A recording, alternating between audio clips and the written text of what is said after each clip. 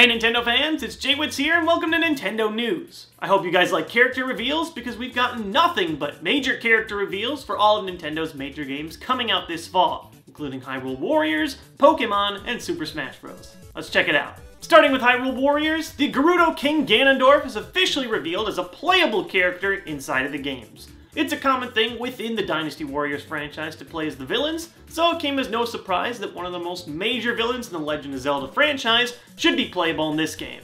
And he's got swords. Not just one, but two, and all kinds of magic. So, copycat Captain Falcon Ganondorf from Smash Bros?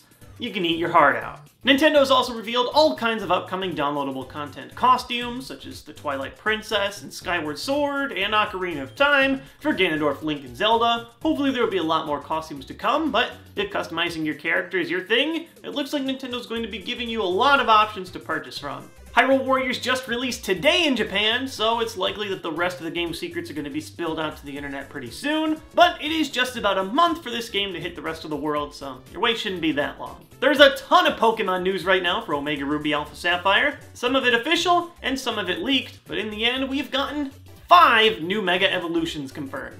First is Mega Altaria, who's copying my favorite Mega Evolution trend with insane hair, and it's getting pixelate. Then comes Mega Lopunny, who's normal and fighting, who's getting the ability Scrappy. And finally is Mega Salamence, getting the Aerolate ability. Now, at first, a lot of people were really critical of Mega Salamance's design. After all, he does look kind of silly without any arms and you're just looking at the picture.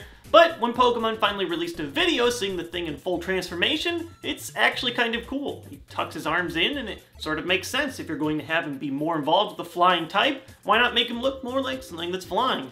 Yeah, he does kind of look like a spaceship, but I can handle it. There was also a lot of news dropped in terms of Pokemon contests. There's a new character named Licia, who seems to be a type of pop idol who's going to lead you through the contests. There's something with contests where you can use the in-game camera alongside of your Pokemon, and it seems all of those cosplay Pikachus that they were showing earlier actually get a special attack depending on which type of form they had. Similar to the old school surfing Pikachu, each of these Pikachu get a special move depending on which costume they're wearing. Also, just like the distribution of Torchic and a Megastone with the beginning of Pokemon X and Y, seems there's going to be a similar distribution of Beldum and a Megastone to eventually make it Mega Metagross. The only difference is, this time the Pokemon they're giving out will be shiny. I actually don't know what I think about this. Now, just like the fated shiny Gyarados, if you have a shiny Metagross, it just isn't quite as special as actually working to get one. And finally, there was an Omega Ruby Alpha Sapphire leak with the Korean Pokemon site, revealing 2 more new Mega Evolutions, Mega Slowbro and Mega Audino. Mega Slowbro is hilarious. I guess when you let a shelter bite onto your tail, it really isn't that good of an idea to let it stay there for, I don't know, the rest of your life. Mega Audino is also interesting because it is the very first Mega Evolution from the 5th generation. We haven't gotten a single one yet. We've even heard of Megas from the 6th generation with the upcoming Diancie, so I am excited to hear this. And in Smash Bros news, Sakurai's at it again, trolling with the fans of Smash Bros' hearts, because that's just what he likes to do. First, he revealed new Mii Fighter skins, one for Samus, and one for Meta Knight? A lot of people didn't know what to make of this. Does this mean that Meta Knight is a skin that you can wear as the Mii's and he's no longer returning as a character? Is this hinting that he'll return as a character? A lot of people are pretty hotly debating it because Meta Knight is the, without a doubt, strongest character in Smash Bros. Brawl. I know a lot of people don't play the game at a competitive scene, but in the competitive game, Meta Knight is often banned from a lot of tournaments, and even when he isn't, he is undoubtedly just the strongest character. You can't deny it. However, shortly after teasing this weird Meta Knight mask thing, Sakurai goes out and says that Meta Knight is actually a character. So he is coming back.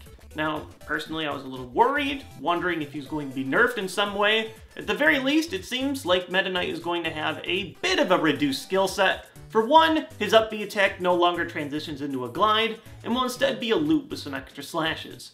There are also a few details here or there for the upcoming Smash Bros. Single-player campaign. For one, it looks like you can do a sort of Kid Icarus-style betting for each stage. You can make the difficulty a lot higher, which increases your prizes, or you can make it lower for less money. Also, it seems like there's a peculiar new mode on the 3DS. There's no longer break the targets, at least from what they've revealed so far, but there is a sort of Angry Birds style match where you can launch a bomb into a bunch of targets and try and deal as much damage as possible. I'm curious to see how that pans out. That's it for this episode of Nintendo News. You might not hear from me for the next couple of days, and that's because this upcoming weekend is the Pokémon World Championships in Washington, D.C. If you guys are interested in watching the World Championships, either the trading card game, which I'll be doing more commentary for, or the video game, you can head over to twitch.tv/Pokemon, get the full schedule, and who knows, you might see me live talking about some live Pokemon trading card game matches.